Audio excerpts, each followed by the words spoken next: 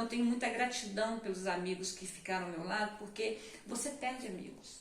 Você perde amigos. A pessoa pode achar que você é antipática, que você é esquisita, que você é louca. Ela virou para a filha do pai e falou.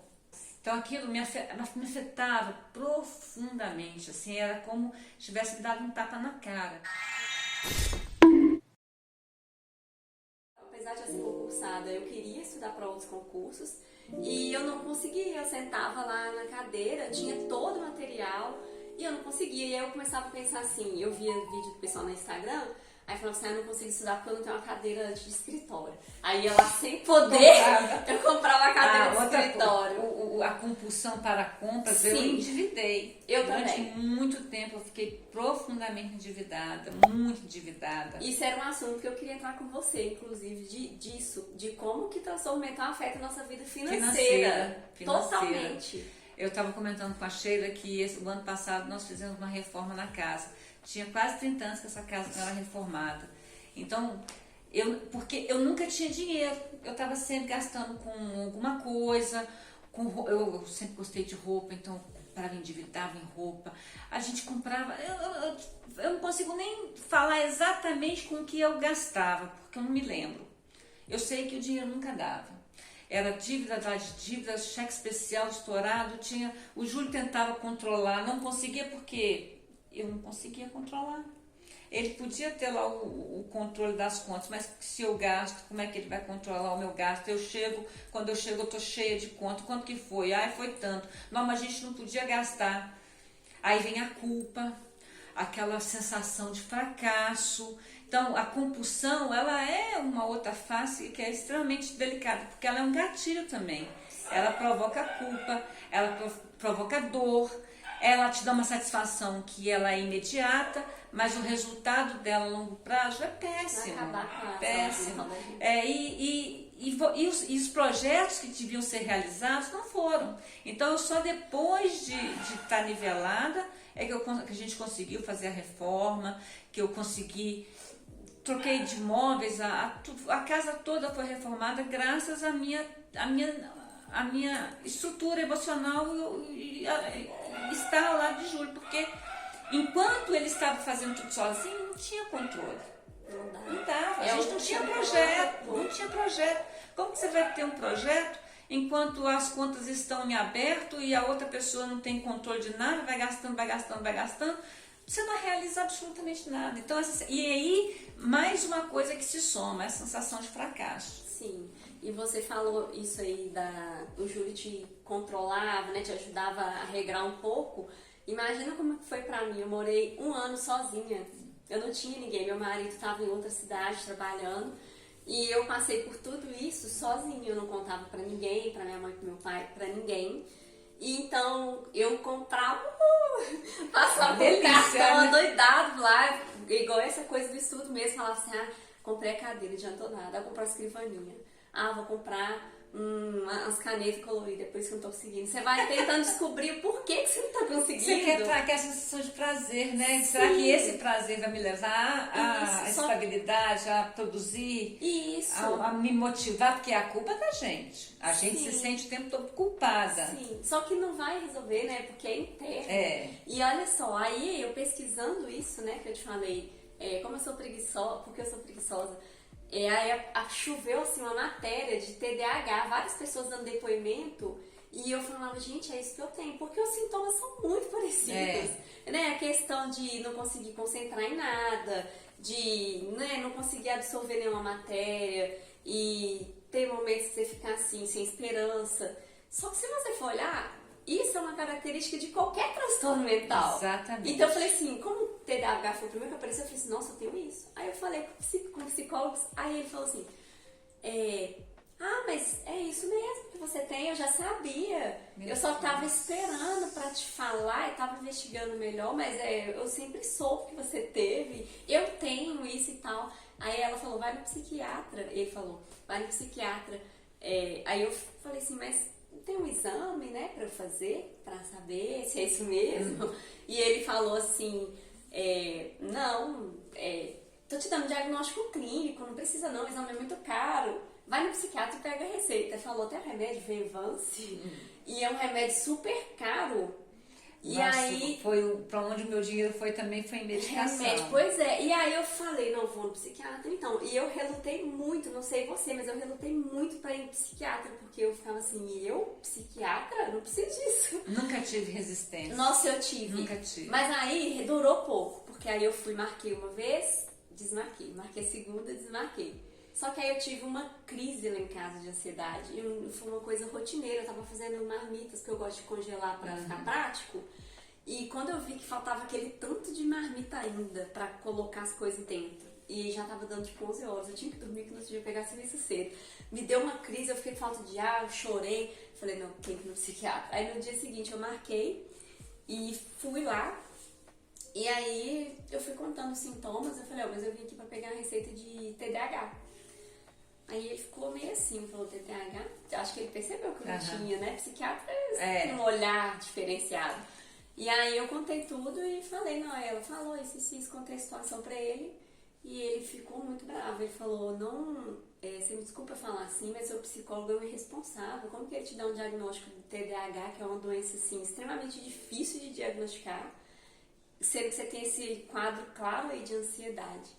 Então, graças a Deus, você não precisou passar por não isso. precisei passar por isso, porque eu iria, se fosse um outro psiquiatra que me desse o que eu pedi, ele ia me dar, eu até TDAH sabe lá quantos anos, e talvez não ia resolver, ia piorar a minha situação como aconteceu com você, e eu descobri, graças a Deus, mas também Deus teve um papel fundamental, essencial, porque antes de sair de casa, eu falei assim, meu Deus, por favor, coloca um psiquiatra bom no meu caminho que vai saber o que eu tenho, porque eu não queria isso de ter que ficar com o diagnóstico errado. Eu acho que eu já tava sentindo, sabe? Que meu marido falou comigo, falou, não, eu acho que você não tem isso. Então ficou aquela dúvida. E aí, graças a Deus, eu fui cair na mão de um psiquiatra assim maravilhoso. E você acertou de primeira com a medicação? De primeira. E eu acertei de primeira também, não foi de propósito, foi Deus também, porque eu lembrei de falar com ele o seguinte, falei, olha, a gente tá com plano de engravidar, e eu tenho medo, né, de remédio fazer mal pro bebê e tal. Ele falou, não, já que você tá com plano de engravidar, eu vou te dar sertralina. Porque seria outro. Mas ele me deu logo a sertralina por causa do bebê. E assim, casou, parece que foi feito pra mim. Porque a minha vida transformou, assim, coisa de um mês.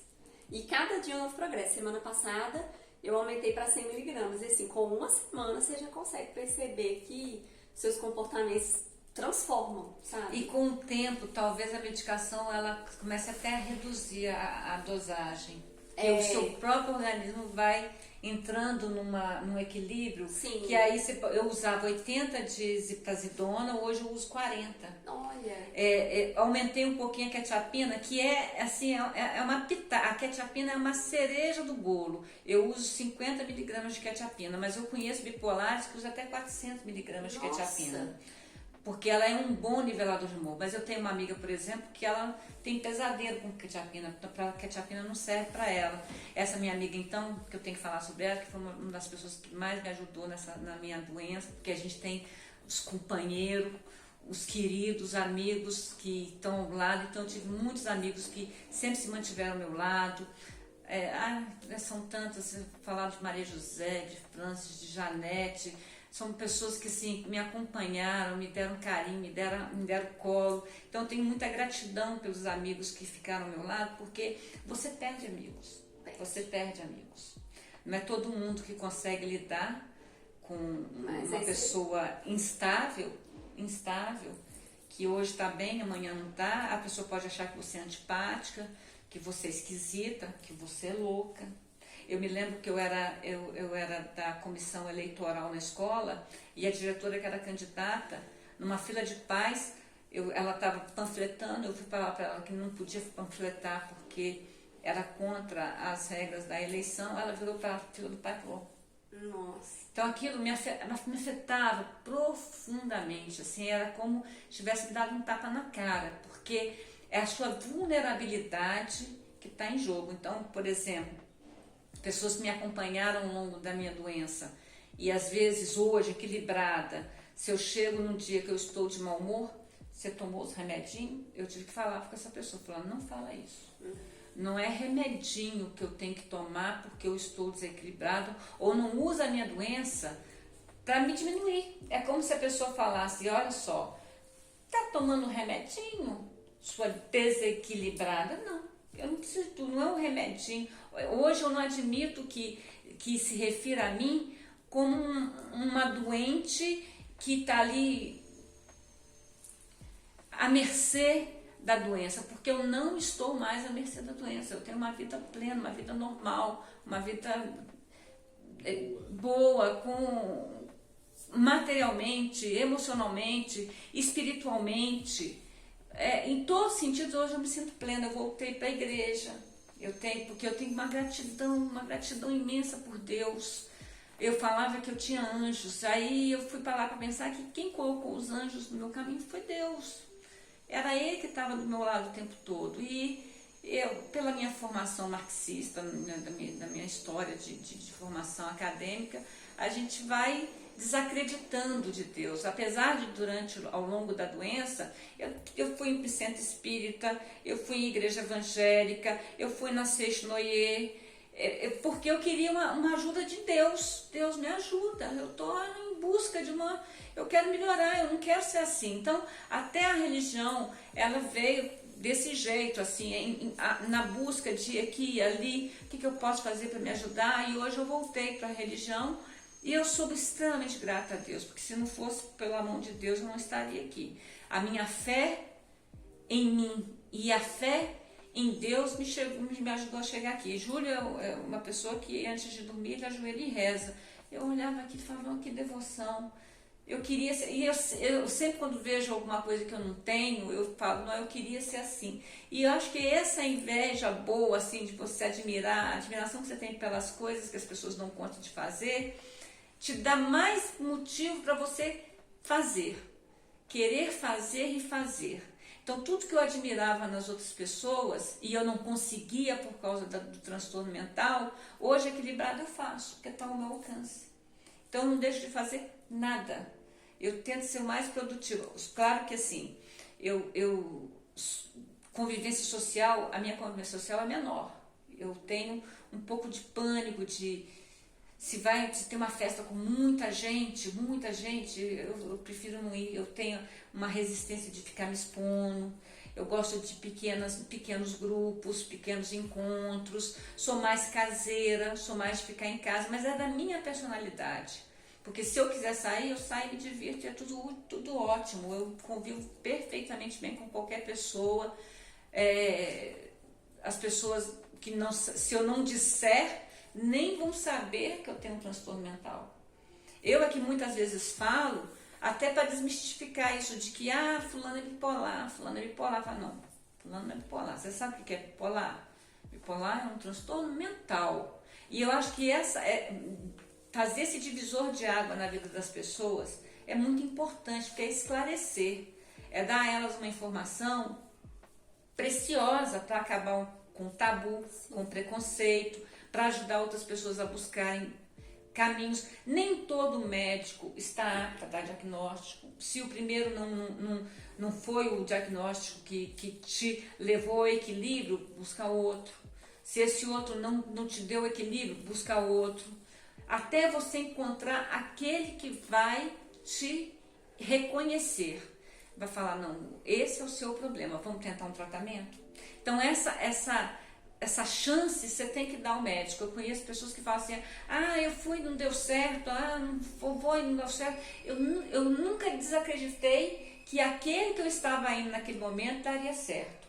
Se não deu, eu também não desacreditei que eu pudesse encontrar um segundo que poderia me dar um diagnóstico e que daria certo.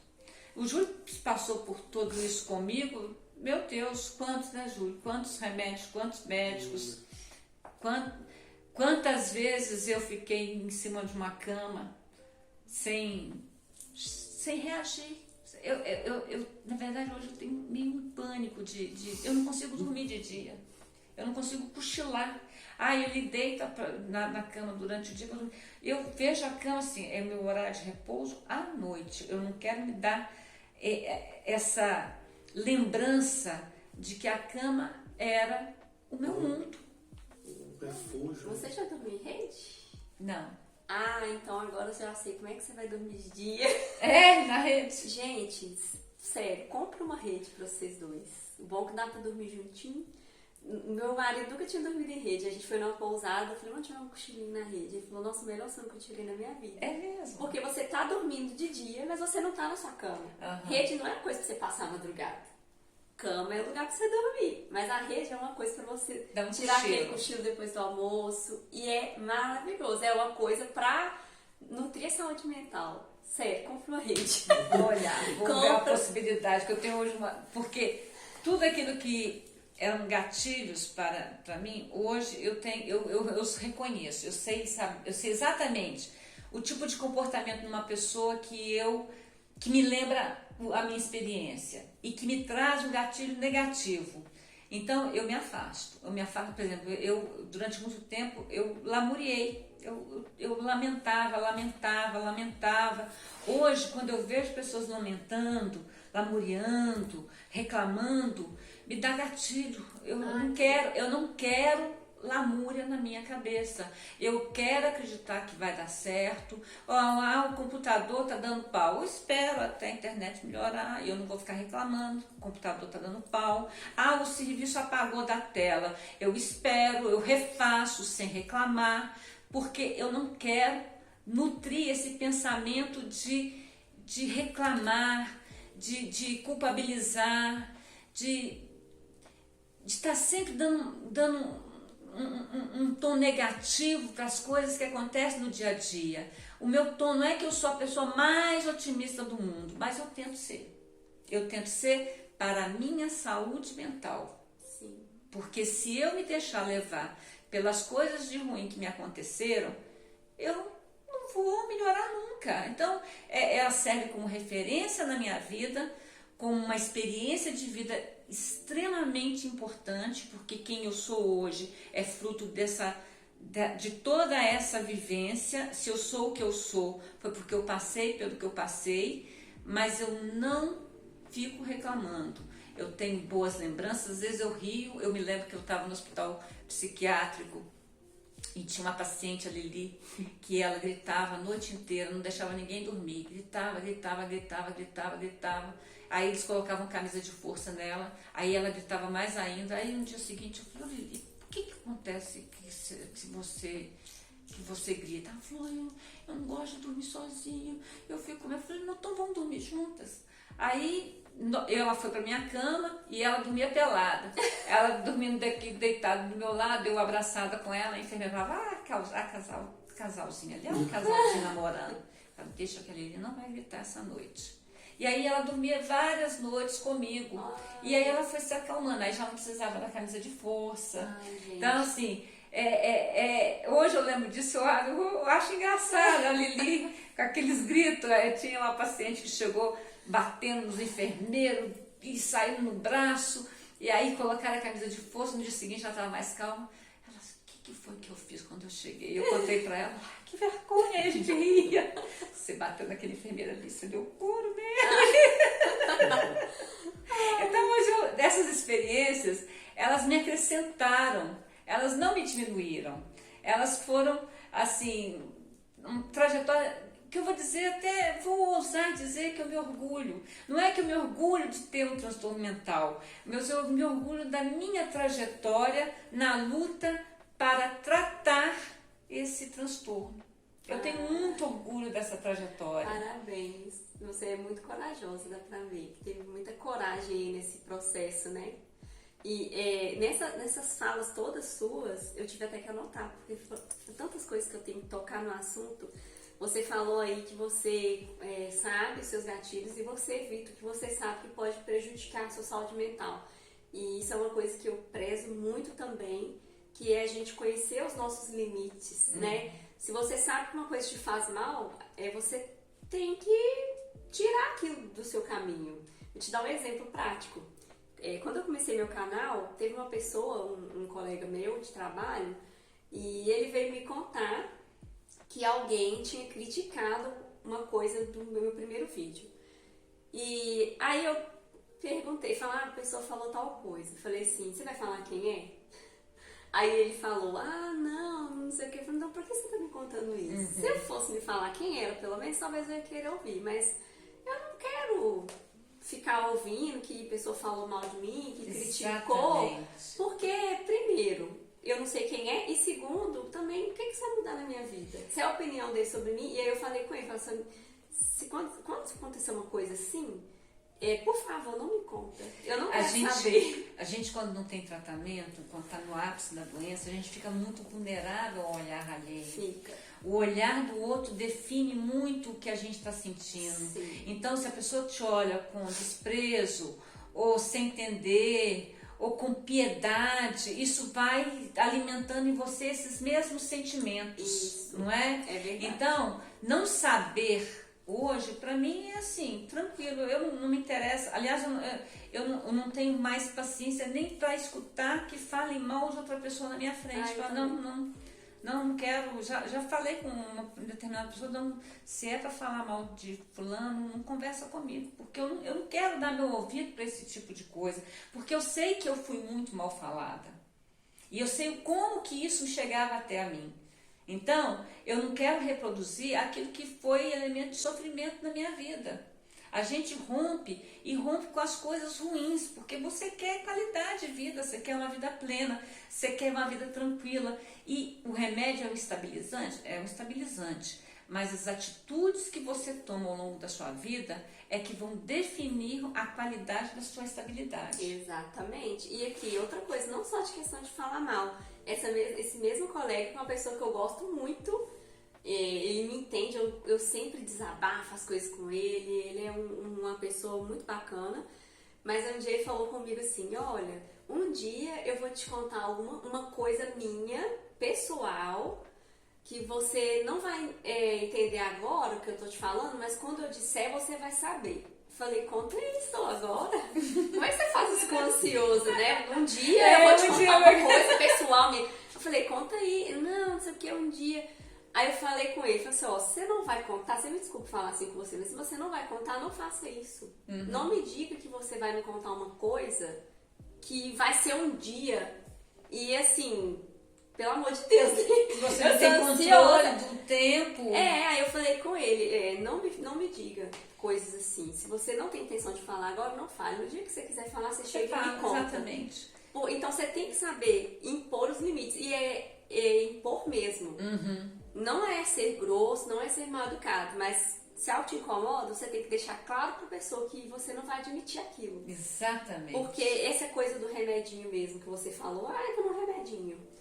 Graças a Deus não acontece muito não, mas a gente trabalha muito em UPA e teve um dia que eu fui lá e aí eu sempre onde eu vou eu tô conversando com as pessoas e falando do meu canal, pedindo pra inscrever, né? E aí falou assim, de que é seu canal? A pessoa que trabalhava lá na UPA. Aí falou, de que é seu canal? Eu fui contei, não, tô compartilhando minha experiência com ansiedade, meu tratamento psiquiátrico. Eu gosto de falar isso onde eu vou, porque eu quero mesmo que as pessoas saibam que eu vou no psiquiatra, porque a intenção do meu canal é essa mesmo, né? E aí ele brincou, sabe? Ele falou assim, não sei o que, eu vou... Aí passou a conversa, a gente comentou alguma coisa, aí falou assim, vou arrumar um psiquiatra pra você. Eu falei assim, não precisa, o meu é maravilhoso, não abro mão dele. Pode deixar que o meu é ótimo, já falei logo assim, sabe? Então a gente tem que impor respeito. Posicionar. Exatamente. Se posicionar. Eu não sou aquilo que eu fui. Eu sou uma pessoa diferente. E assim, aquilo que eu fui me ajudou a chegar até onde eu cheguei. Mas eu não sou mais aquilo. Exatamente. Eu não sou mais aquilo. Então, às vezes as pessoas falam, não, você é muito desastrado. Não, eu fui desastrado. De fato, eu caía muito. Aí eu falo, não me coloca rótulo, não. Eu já estou muito velha para ter antigos rótulos. A desastrada, a desatenta, a afobada, a nervosinha. Não me coloca rótulos. Eu sou hoje uma pessoa que quer novos rótulos, que quer ser conhecida pela tranquilidade, pelo ouvido, pela lealdade, pelo carinho, pela qualidade de produzir no serviço. Minhas companheiras, a minha chefe reconhece o meu mérito no meu trabalho, me elogia. É isso que eu quero, reforço positivo na minha vida. De negativo basta o que eu passei. Daqui para frente eu quero mais e melhor. E eu quero envelhecer com qualidade, com mais e com melhor. É verdade, você falou tudo, viu? E isso é uma coisa que lembro que você falou antes sobre situação que te dá estresse e você querer ficar longe. Eu tenho um exemplo também prático que aconteceu recentemente. Eu tava indo, até fiz um vídeo e falei sobre isso. Tava indo pra psicóloga e meu marido me deu uma carona. E aí eu esqueci de falar pra ele a entrada que era pra ele pegar, e aí acabou que ele teve que fazer um retorninho maior e ele tava atrasado, então ele se estressou por causa disso. E era tão perto, sabe? E assim, eu não tô falando, não tô reclamando dele não, porque ele realmente estava atrasado e foi um erro meu. Mas eu ver ele estressado, porque ele ia ter que fazer retorno e trânsito, não sei o quê, me estressou o dobro. Eu fiquei muito estressada. São os gatilhos. E aí eu falei com ele assim, nossa, vamos uma coisa tão boba, amor, você vai ficar estressando por causa disso? Aí ele até falou assim, não, cada um com seu estresse e tal. E aí chegou lá na psicóloga, eu comentei com ela, falou, aconteceu alguma coisa essa semana? Eu falei, não, nada. Ela lembra de alguma coisa? Acho que ela já tinha percebido que eu tava meio atacada. Eu falei, só agora ali no trânsito, que meu marido estressou com o trânsito. E eu falei com ele, não, para de estressar com coisa pequena, eu não aguento. Aí ela falou, mas o que você sentiu? Eu falei, eu tenho sensação, tipo assim, eu tô quietinha aqui na minha bolha de paz e chega alguém estressando perto de mim e eu falo, não, vai estressar pra lá, longe de mim, eu não quero ver seu estresse. Vem ficar estresse perto de mim, não. Só que aí ela foi e me falou o seguinte, ela falou assim, olha, Sheila, eu sei que você falou que você tá muito bem com o remédio, mas você não deveria estar assim, tomando remédio, porque isso aí você tá ainda vivendo no limite. Você está estressando porque você tá vendo estressado. Aí eu falei, né, então eu vou tentar fazer uma atividade física, e aí foi melhorando, agora eu aumentei a dosagem também, melhorou mais ainda. Você faz atividade física? Faço, todo dia praticamente. Isso é uma coisa que eu sempre fiz, graças a Deus eu sempre gostei e involuntariamente ajudou. Involuntariamente ajudou porque, né, talvez eu poderia ter surtado antes. Exatamente. Eu era super sedentária, Sheila. Eu não fazia atividade, eu não dirijo, porque durante todo esse tempo de loucura, eu tentei fazer direção, gente, meu Deus do céu, foram os piores momentos da minha vida. Ele vira à direita, eu virava à esquerda. Nossa. Segue em frente, eu virava. Então assim, passa a marcha, eu não sabia barrar. Então eu tenho muito trauma. E minha irmã tinha um carro, e eu com poucas aulas achei que eu conseguiria dirigir o carro. E nessa descida, que aqui é uma descida, eu puxei o freio de mão, o carro simplesmente capotou. Ai, meu Deus. Assim, ele bateu no meio-fio e capotou. Eu saí correndo do carro, perguntei se meu sobrinho estava do meu lado, estava bem. Subi, sentei aqui, chorei. Entrei numa depressão profunda. Nossa. Aí os vizinhos da rua foram lá e colocaram o carro com as 4 rodas no chão. E aí eu tomei pânico, então eu não dirijo, eu ando de ônibus. Eu tinha um cartão BH Bus, que eu tinha muito dinheiro, porque eu pegava muita carona. Então assim, eu tinha que ir do Barro Preto pro centro, eu pegava um ônibus. Do centro pro Santa Efigênia, eu pegava outro ônibus. E não tinha Uber, né? Não tinha. Aí eu pegava um ônibus que me deixava aqui embaixo, e tem outro que me deixa aqui perto. Aí eu saía de um, pegava outro. Então eu não tinha atividade física nenhuma. Meu negócio era comer muito, comer errado, beber muito refrigerante, que eu não bebia água. Eu passei muitos anos me nutrindo de líquido, que era refrigerante e suco. Nossa. Então, o mal que eu fiz para o meu organismo, hoje eu sei. Hoje eu tenho plena consciência que eu preciso me hidratar, que eu preciso ter uma comida de qualidade, que eu preciso comer proteína. Outra coisa que me ajudou, eu tenho 58 anos, com 52 anos eu comecei a fazer reposição hormonal para menopausa. Foi outro diferencial na minha vida. Antes ou depois?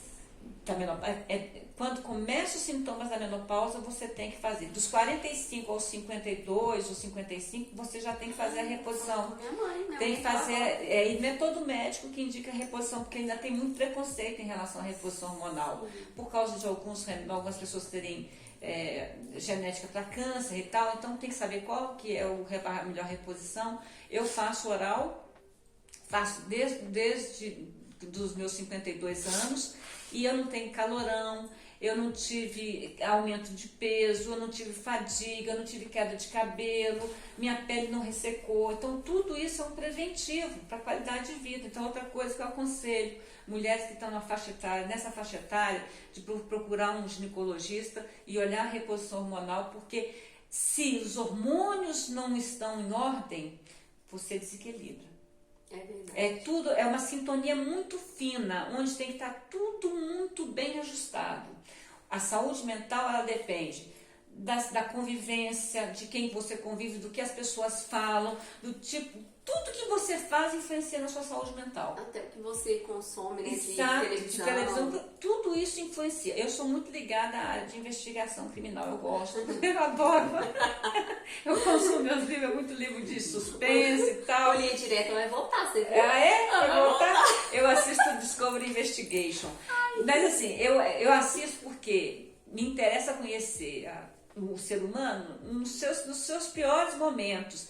E uma coisa que eu sempre vejo, e a gente vê mais lá fora do que aqui, que é a necessidade da justiça para essas pessoas, né? O quanto que é importante que essas questões sejam solucionadas na busca de uma justiça. Fala, mas justiça de Deus. Tá, eu acredito na justiça divina, mas eu acho que o que falta para nós e que causa instabilidade para toda a população é a falta da justiça. Você não ter a segurança, você viver com medo, e se acontece algo de muito ruim, você não vê nem aquilo ser punido pela sociedade. Então, eu acho que isso é esse afã essa busca de justiça, de querer entender por que essas coisas acontecem, me faz ter esse olhar. O meu filho teve uma crise de dúvida do que ele queria fazer, ele falou, o que você acha de eu ser perito criminal? Porque ele me vê, falei, você não vai ter estômago para ser perito criminal, não. Vai fazer sua computação lá, porque você não vai ter estômago, porque você vai ter que conviver com um cadáver. E aí, porque para eles, assim, minha mãe gosta, deve ser uma coisa que é, né, interessante, e eu consumo muito isso. Mas isso não me afeta, porque eu consigo entender o motivo pelo qual eu estou vendo aquilo. Aquilo não me deprime. Aliás, uma das coisas dos remédios é que eles te tiram a hipersensibilidade. Então você chora menos. Eu, para me emocionar, tem que ser algo que me afete profundamente. Aí eu me emociono. Eu não sou de escorrer uma lágrima por qualquer coisa. Eu não sou de dar grandes risadas. Assim, às vezes, por qualquer bobagem da internet, a gente ri muito. Tem coisa que ri. Mas assim, às vezes uma piada, um stand-comedy não faz rir. Mas é porque você está num grau de nivelamento que tem que ser uma coisa muito profunda e muito significativa. Você já não está à mercê de pequenas emoções. Parece que você cria um escudo. E eu acho isso muito importante. Para eu que vivi sem esse escudo, exposta, num elevador, nua, com todo mundo me olhando, imagina chegar nesse grau de estabilidade em que eu sinto que eu tenho um escudo de proteção. E as coisas, elas não são capazes de me afetar profundamente. Às vezes o Júlio chega, eu estou mais irritada, porque é normal do ser humano se irritar. E fala, o que você está com essa cara? Eu estou mais quieta hoje. E tem dia que eu quero ficar quieta, eu não quero nem conversar, eu não quero trocar ideia. Tem dia que ele senta aqui e eu converso horas a fio, a gente troca milhões de ideias. Tem dia que eu quero ficar mais caladinha. Eu quero, é um momento de reflexão ou de tirar qualquer tipo, afastar pensamentos, né? A gente tem que ter esse esforço mental de afastar qualquer pensamento irritante. Você mandar é uma coisa que a meditação ajuda, e que eu não consigo fazer meditação, que é você expulsar esses pensamentos negativos, esses pensamentos que vão sempre indo e vindo com insistência, que deve ser um caso da ansiedade, né? Aquele pensamento repetitivo e negativo. Sim. Eu fazia acupuntura toda semana. Eu não tenho paciência de ficar ali parada. Aí eu falo, vou rezar. Aí acaba a reza. Ai, meu Deus, o que eu estou fazendo? Ai, cadê? Você consegue rezar sem pensar em outras coisas? Não. Minha oração eu tava várias vezes. Ai, meu Deus, estava rezando. Pensamento intruso, não é? É intromissão de pensamento o tempo todo na sua cabeça. O próximo passo assim, que eu gostaria de avançar é a meditação. Eu acho que é o que falta para mim eu tenho uma amiga que faz yoga de manhã, medita, ela levanta e medita. Eu levanto, entro no banheiro, me arrumo e vou trabalhar, porque é tudo muito... Eu quero resolver as coisas. Hoje, assim, a minha pulsão é para dar conta de não procrastinar. Eu não quero procrastinar para nada. Eu não quero deixar nada para amanhã. Eu lembro que eu tinha faxineiras aqui em casa e eu pegava as roupas do varal e jogava numa cadeira. Pegava a roupa do varal, quando elas vinham passar roupa, era aquele amontoado. Hoje, você vê o nível de equilíbrio que eu tenho. Eu separo as roupas por peça, eu dobro as camisetas, eu dobro as calças, eu dobro os shorts, eu dobro os lençóis. Eu vejo a pilha toda arrumadinha e falo, olha como eu avancei. Olha como eu construí uma outra Cristina. Aquela que jogava a roupa e que era tudo embolado. Que, poxa, coitada das meninas, né? Que é um trabalho a mais para elas. Elas não têm obrigação de fazer isso para mim. E faziam porque viviam doentes. Sim. Eu não estou mais doente. Eu não sou mais uma doente. Eu não sou refém de uma doença. Eu me sinto livre, Sheila. Você é livre. Livre. Nossa, você não sabe a felicidade que isso me dá. O tanto que eu agradeço a Deus. Que lindo. Agradeço demais. Eu quero falar assim que tem chance, gente. Ninguém precisa ser refém. Eu vou colocar uma situação que é muito triste. Mas a minha família toda é adoecida. Somos 8 irmãos, um falecido. É genético? É, porque 24% dos filhos herdam o gene do transtorno. Ele pode apresentar de outras formas. Então, eu tenho casos de alcoolismo, o que morreu por alcoolismo, eu tenho casos de acumulação. Então, assim, os problemas são vários para todos. Então, para ter uma qualidade de vida melhor, eu tive até que me afastar um pouco da família. Porque a família também tem os gatilhos. Sim. Então, mas você vai na casa de um e começa a contar o que está acontecendo na vida de cada um, isso já me causa uma ansiedade, tipo, eu não quero saber, eu não quero que isso interfira na minha vida. A minha vida está ótima, eu não quero saber do problema que eu não posso resolver, porque depende de cada um buscar sua cura. Exatamente. Não cabe a mim, eu posso até falar qual foi a minha trajetória, mas esse primeiro passo, quem dá é a pessoa que está adoentada e que está infeliz e que quer melhorar. Porque tem um querer que tem que ser primordial, uma pulsão para querer estar vivo.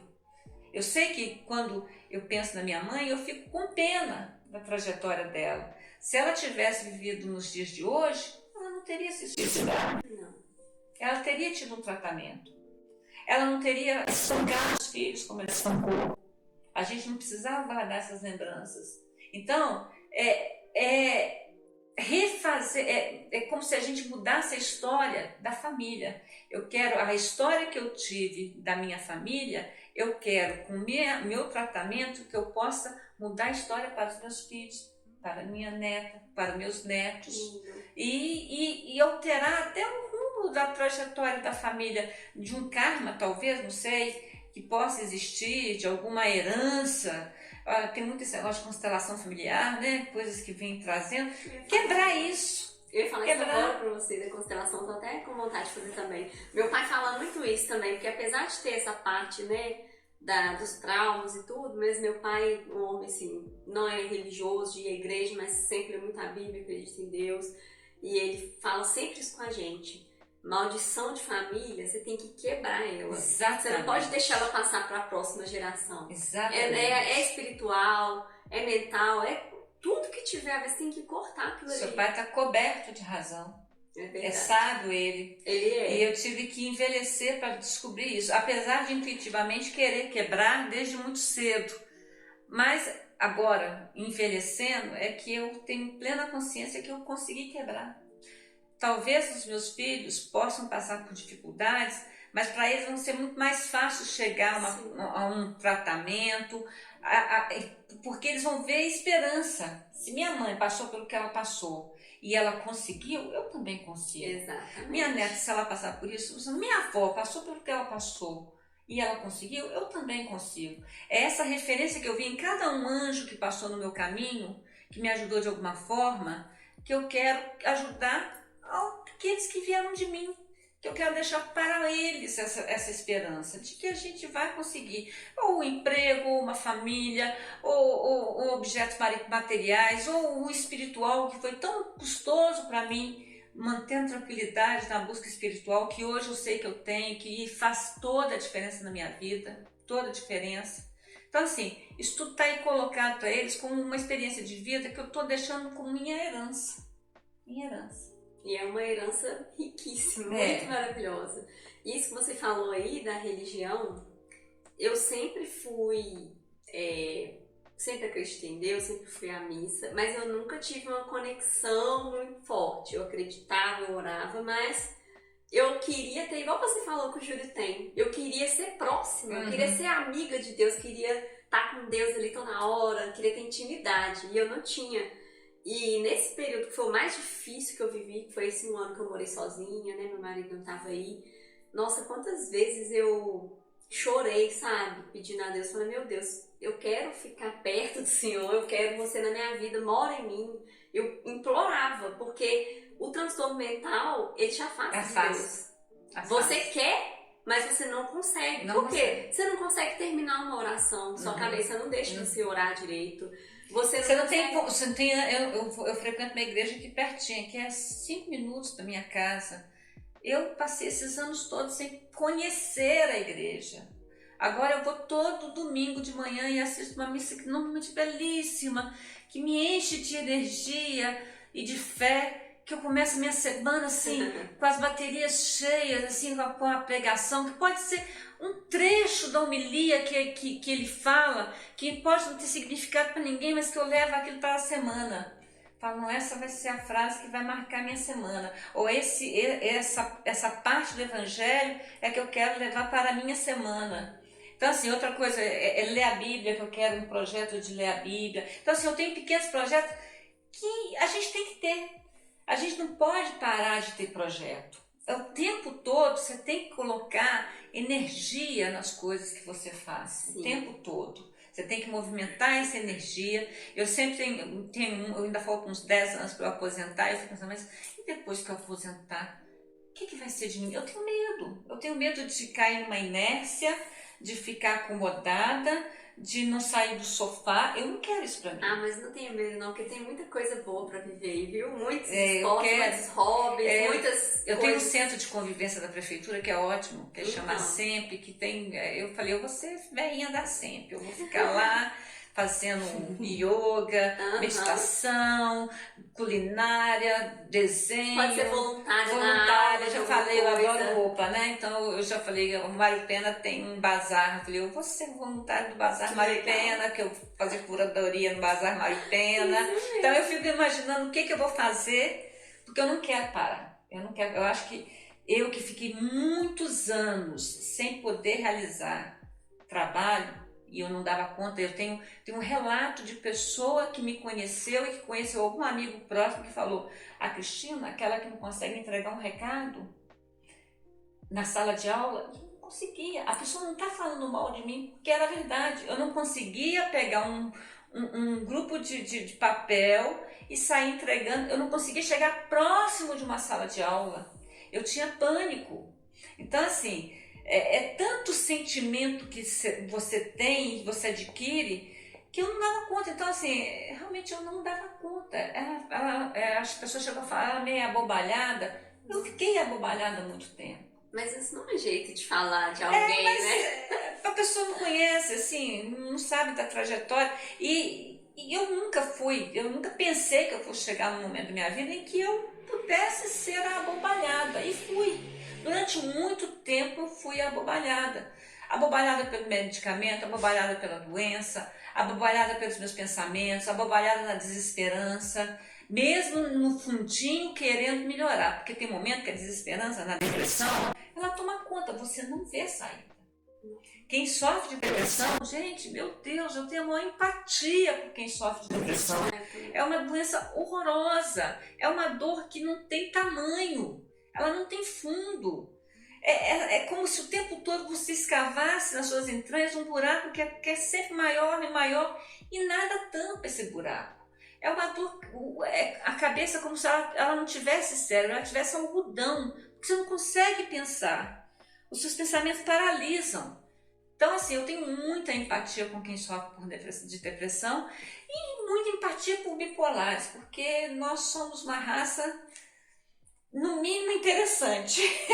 Vamos dizer, no mínimo interessante. O bipolar não passa despercebido na vida de ninguém, porque ele é sugêneres demais, o verdadeiro bipolar. E esses traços que eu falo, eles ficam na gente. Você é constituída por esses traços. Então, eu não nego a bipolaridade que há em mim. Eu não nego. Eu só a controlo.